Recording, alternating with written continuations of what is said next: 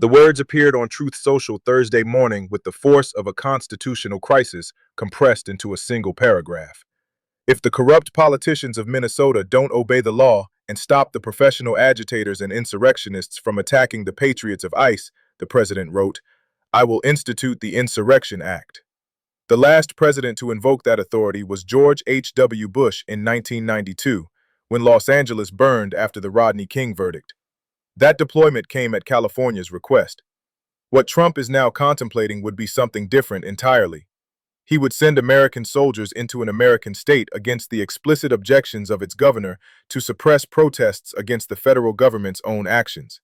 No president has ever used the Insurrection Act that way. The threat landed in Minneapolis like an accelerant on a fire that has been burning for 6 weeks. Since early December, the Trump administration has flooded the Twin Cities with what officials describe as the largest immigration enforcement operation ever carried out. Nearly 3,000 federal agents now patrol the streets of Minneapolis and St. Paul. They wear military-style camouflage and masks that hide their faces. They carry weapons through residential neighborhoods where children walk to school. And 8 days ago, one of those agents shot and killed a 37-year-old American citizen named Renee Good on a snowy street a few blocks from her home. That killing transformed what had been local resistance into national outrage. Protests erupted across the country. Hundreds of thousands gathered for weekend vigils from Sacramento to Philadelphia. In Minneapolis, demonstrators have confronted federal agents daily, blowing whistles to warn neighbors of their presence, recording encounters on cell phones, and blocking streets near the site where Good died. Then, on Wednesday night, another shooting. Federal agents pursuing a Venezuelan man through North Minneapolis fired into his leg after what they described as an assault with a snow shovel. Protesters flooded the scene. Tear gas filled the frozen air. Federal officers in riot gear fired pepper balls into crowds, and by Thursday morning, the president was threatening military intervention. The sequence of events that created this crisis began not with protests, but with a policy decision made in Washington. In December 2025, the Department of Homeland Security initiated Operation Metro Surge, deploying thousands of armed agents to the Twin Cities. The stated purpose was immigration enforcement. The target, according to multiple reports, was Minnesota's Somali community, the largest in the nation. President Trump had called Somalis garbage and told them to go back to where they came from. Now, his administration was sending an enforcement army to the neighborhoods where they lived. The scale of that deployment defied any reasonable proportionality. Minnesota's undocumented immigrant population represents roughly 1.5% of the state's residents, less than half the national average. States like Texas, Florida, and Utah have far higher concentrations of undocumented immigrants. None received comparable surges. Attorney General Keith Ellison noted that the number of ICE agents now operating in the Twin Cities exceeds the combined police forces of Minneapolis and St. Paul. 3,000 federal agents for a metropolitan area of 3.2 million people. That works out to nearly 1 agent for every 1,000 residents. The operation immediately disrupted daily life in ways that extended far beyond immigration enforcement. Schools went into lockdown to protect students. Businesses closed their doors, some reporting revenue declines of 50 to 80% as customers avoided areas where federal agents operated. The Minneapolis Police Department logged more than 3,000 hours of overtime responding to incidents created by the federal presence, costing taxpayers an estimated $2 million in a single week. Local law enforcement resources were stretched to the breaking point, managing tensions that federal agents had created. Then came the morning of January 7th. Renee Good had just dropped her 6-year-old son at school. She was driving through a South Minneapolis neighborhood where activists had been blowing whistles to alert residents to ICE activity. According to her wife's account, they had stopped to support their neighbors. Good positioned her maroon Honda Pilot sideways in the street, partially blocking traffic. Federal agents in unmarked vehicles idled nearby. Some drove around her. One of those agents was Jonathan Ross, a 10-year ICE veteran and Iraq War combat veteran who had previously been dragged by a vehicle during an immigration operation 6 months earlier. Ross got out of his SUV and approached Good's car. He was holding his cell phone, recording. The footage that emerged shows Good with both hands visible, speaking calmly. "That's fine, dude," she said. "I'm not mad at you." Another officer ordered her to get out of the car, reaching through her open window. Good's wife, standing outside the vehicle, pointed her own phone at Ross and told him to get some lunch. What happened next takes less than a minute on the video. Ross walked to the front left of Good's vehicle. She put the car in reverse briefly, then accelerated forward. Her wife shouted, "Drive, baby, drive!" Good appeared to turn her steering wheel away from Ross as she pulled forward. Ross drew his weapon while still holding his phone and fired 3 times. One shot through the windshield, 2 more through the open driver's side window as the vehicle passed. Renee Good died in her car, which continued forward until it crashed into a parked vehicle.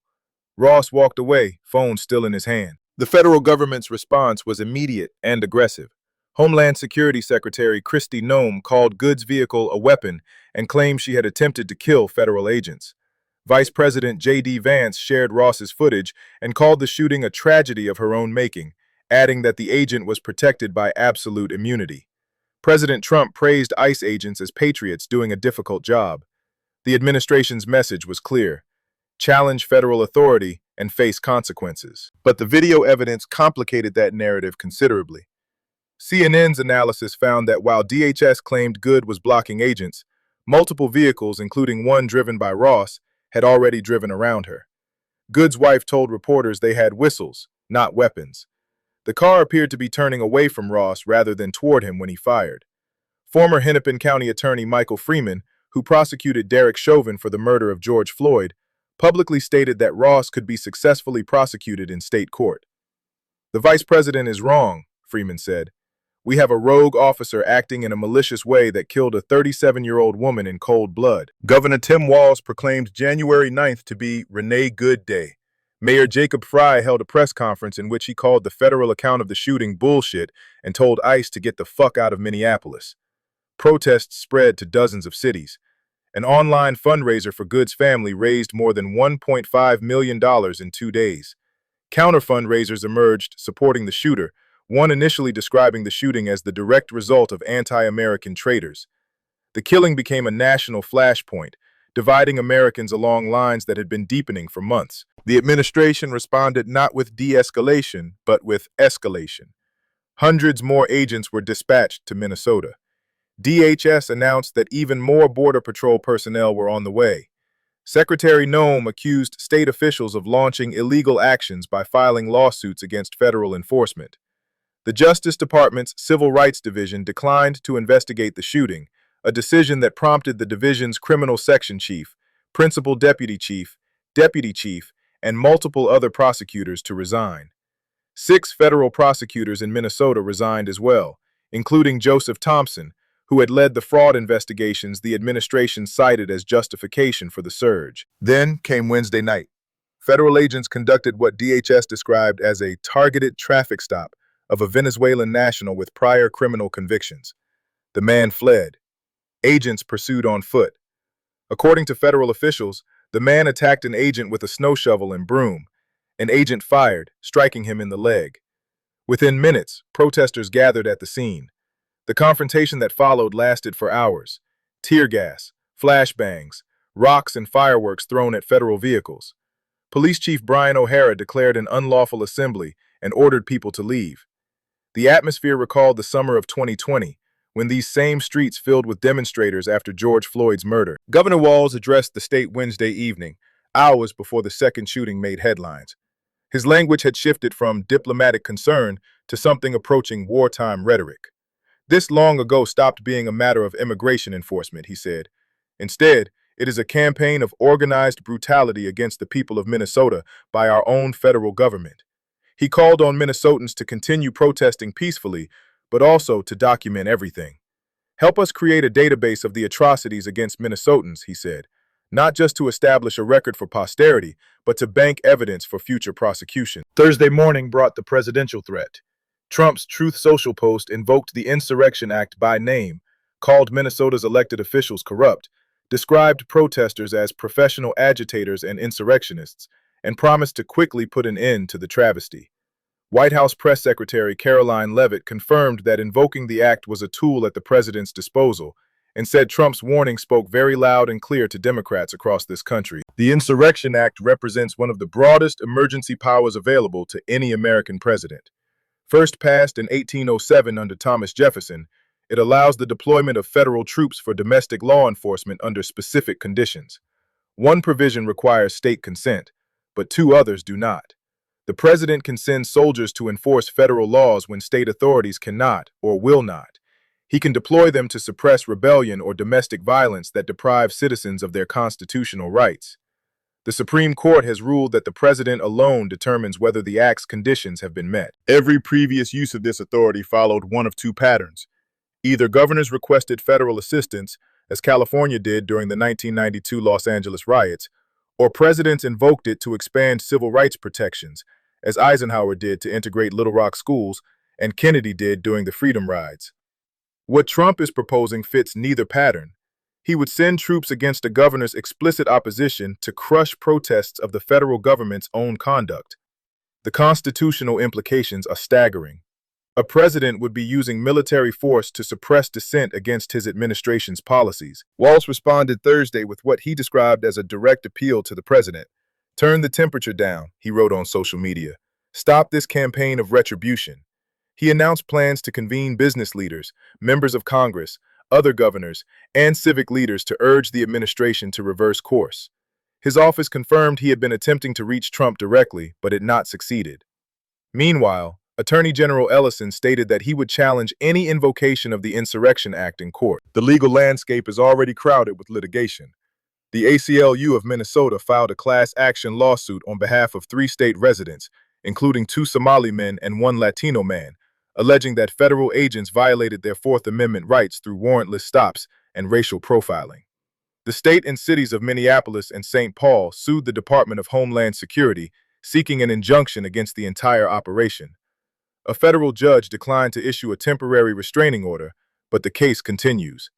Ellison has separately sued to halt the enforcement surge entirely. The administration has defended Operation Metro Surge as targeting dangerous criminals. Officials cite arrests of individuals with violent records, including sexual assault and child abuse convictions. But independent analysis tells a different story. CBS News found that many people arrested by ICE during the operation had no violent criminal history whatsoever. The lawsuit filed by state and local officials alleges that agents have conducted warrantless arrests, stopped people on the streets solely because they appeared Somali or Latino, and used excessive force repeatedly against citizens exercising their First Amendment rights. The economic damage has spread throughout the Twin Cities. Businesses in heavily affected neighborhoods report customer traffic down by more than half.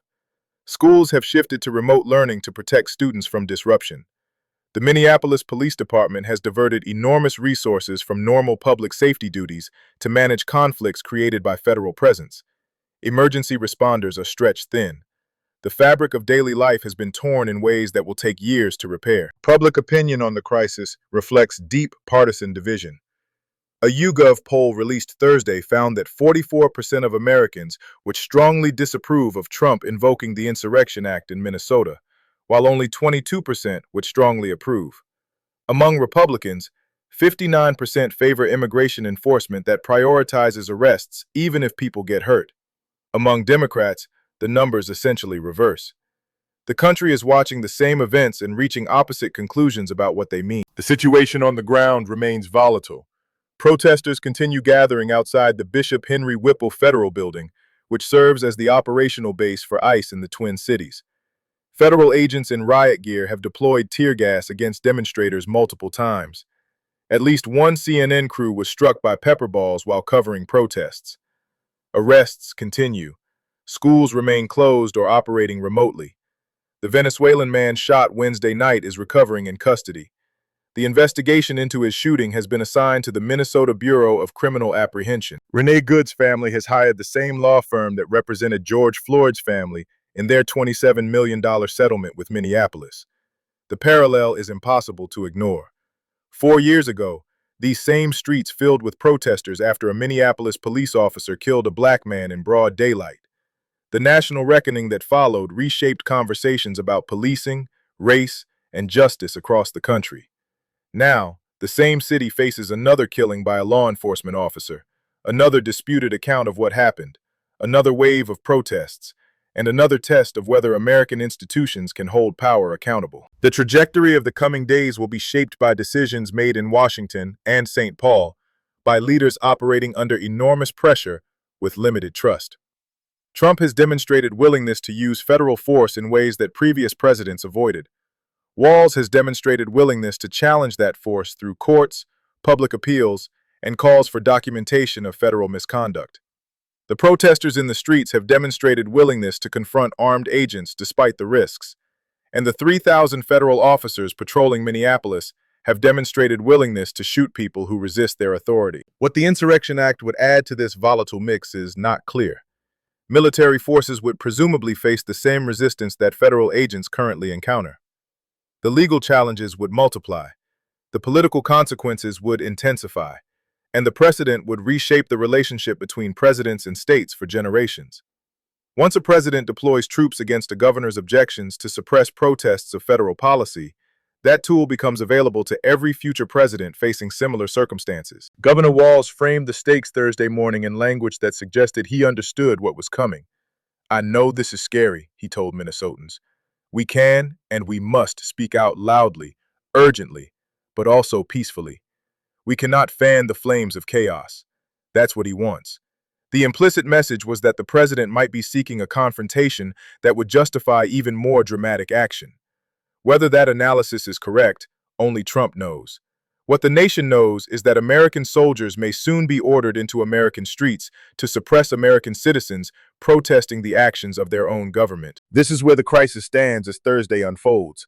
A president threatening military force, a governor preparing legal challenges and public appeals, thousands of federal agents conducting operations that state officials call unconstitutional, protesters in the streets facing tear gas and pepper balls, 2 people shot by federal officers in 8 days, one of them dead, schools closed, businesses shuttered, a community under occupation by its own government. The questions that remain unanswered will determine what happens next.